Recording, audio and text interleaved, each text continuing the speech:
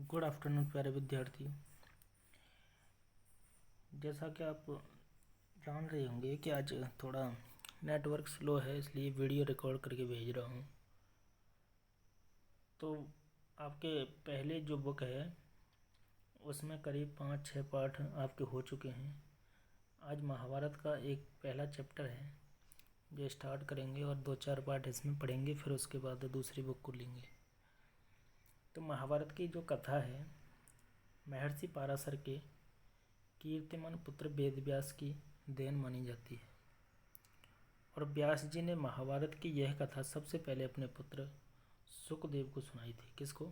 सुखदेव को। महाभारत की कथा महर्षि पाराशर के कीर्तिमान पुत्र थे वेद व्यास, मतलब वेद व्यास ने लिखी क्या? महाभारत।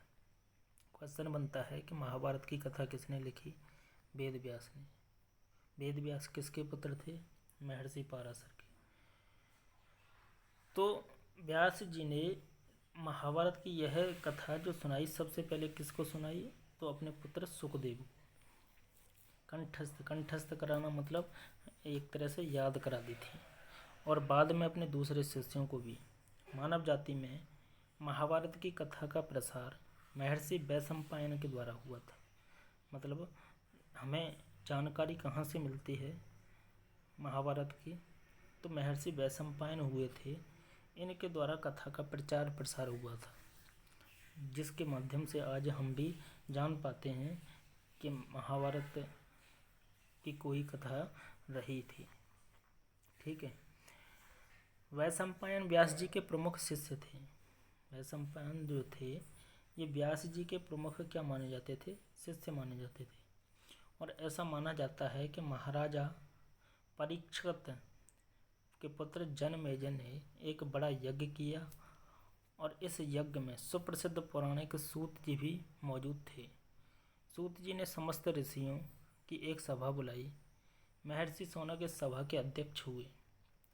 सूत जी ने ऋषियों की सभा में महाभारत की कथा प्रारंभ की कि महाराजा शांतनु के बाद उनके पुत्र चित्रांगद हस्तिनापुर की गद्दी पर बैठे।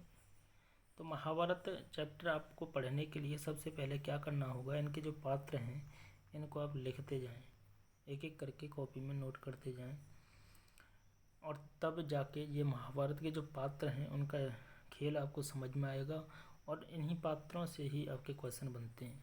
क्लियर? तो सूत जी ने ऋषियों की सभा में महाभारत की कथा प्रारंभ की और महाराजा शांतनु के बाद उनके पुत्र चित्रांगद हस्तिनापुर की गद्दी पर जब बैठे तो उनकी अकाल मृत्यु होने पर उनके भाई विचित्रवीर्य राजा हुए और उनके 2 पुत्र हुए। एक था धृतराष्ट्र और दूसरा था पांडु। जो धृतराष्ट्र जो बड़े बेटे थे वह जन्म से अंधे ही थे, इसलिए उस समय की नीति के अनुसार पांडु को गद्दी पर बैठाया गया और पांडु ने कई वर्षों तक राज्य किया। और उनकी 2 रानियां थीं, एक तो थी कुंती और दूसरी थी माद्री। किसकी? पांडु की। कुछ समय राज्य करने के बाद पांडु अपने किसी अपराध के प्रायश्चित के लिए तपस्या करने जंगल में गए और उनकी दोनों रानियां भी उनके साथ ही गईं। तो वनवास के समय कुंती और माद्री ने 5 पांडवों को जन्म दिया और कुछ समय बाद पांडु की मृत्यु भी हो जाती है। 5 अनाथ बच्चों का वन के ऋषि मुनियों ने पालन पोषण किया और पढ़ाया, उन्हें लिखाया। और जब युधिष्ठिर 16 वर्ष के हुए तो ऋषियों ने 5 कुमारों को हस्तिनापुर ले जाकर पितामह भीष्म को सौंप दिया था। तो 5 पांडव बुद्धि से तेज थे और शरीर से बली थे। उनकी प्रखर बुद्धि और मधुर स्वभाव ने सबको मोह लिया था। यह देखकर धृतराष्ट्र के पुत्र कौरव उनसे जलने लगे। मतलब पांडव और कौरवों में जो कौरव थे, धृतराष्ट्र के पुत्र थे, वह जलने लगे, चिढ़ने लगे और उन्होंने पांडवों को तरह तरह से कष्ट पहुंचाना, दुख पहुंचाना शुरू कर दिया। दिन पर दिन कौरवों और पांडवों के बीच वैर भाव बढ़ता गया। वैर भाव मतलब होता है आपसी दुश्मनी, आपसी दुश्मनी। ठीक है, मतलब आपसी दुश्मनी, मनमुटाव बढ़ता गया। और अंत में पितामह भीष्म ने दोनों को किसी तरह समझाया। और उनके बीच संधि कराई। संधि मतलब मित्रता, संधि मतलब मित्रता। किसने संधि कराई?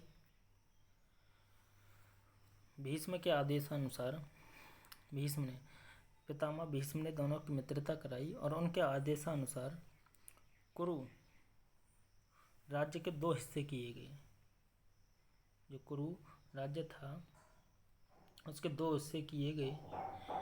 कौरव हस्तिनापुर में ही राज करते रहे और पांडवों को एक अलग राज्य दे दिया गया जो आगे चलकर इंद्रप्रस्थ के नाम से मशहूर हुआ। मशहूर मतलब फेमस हो जाना, प्रसिद्ध हो जाना। मशहूर मतलब फेमस या प्रसिद्ध हो जाना। इसी प्रकार कुछ दिन शांति रही। उन दिनों राजा लोगों में चौसर खेलने का आम रिवाज था और राज्य तक की बाजियां लगा दी जाती थीं। और इस रिवाज के मुताबिक एक बार पांडवों और कौरवों ने चौपड़ खेला तो कौरवों की तरफ से कुटिल शकुनी भी खेला था, जो कि मामा लगता था उनका। तो उसने युधिष्ठिर को हरा दिया और इसके फलस्वरूप पांडवों का राज्य छिन गया और उनको 13 वर्ष का वनवास भोगना पड़ा। उसमें एक शर्त यह भी थी कि 12 वर्ष के वनवास के बाद 1 वर्ष अज्ञातवास भी करना होगा, तो उसके बाद उनका राज्य उन्हें लौटा दिया जाएगा। तो द्रौपदी के साथ 5 पांडव 12 वर्ष वनवास और 1 वर्ष अज्ञातवास, इस प्रकार से 13 वर्ष वन में बिताकर वापस लौटे। पर लालची दुर्योधन ने लिया हुआ राज्य वापस करने से इनकार कर दिया।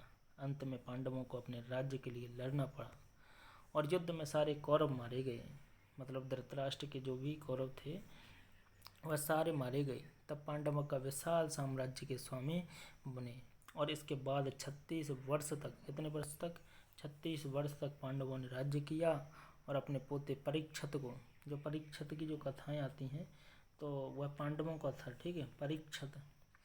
तो परीक्षित को राज्य देकर द्रौपदी के साथ तपस्या करने हिमालय चले गए। और संक्षेप में कह सकते हैं यही महाभारत की कथा है।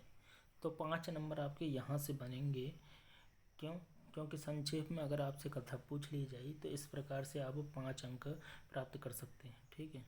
संक्षेप में महाभारत की कथा लिखिए तो 5 या 8 नंबर का एक क्वेश्चन आ जाएगा। तो आई होप आप समझ गए होंगे, ठीक है। उसके बाद जब भी कनेक्टिविटी जैसे ही होगी तो हम लाइव सेशन ले लेंगे। साथ ही आप इन वीडियो को जो भी मैं डालूं तो देखते रहें, ठीक है। और कोई भी वीडियो को मिस ना करें। हम सिलेबस के अनुसार और टॉपिक वाइज धीरे धीरे चलेंगे। जो भी डाउट हों आपके तो कमेंट में लिख करके मुझे बता दें और मैं उनके आंसर आपको दे दूँगा। धन्यवाद।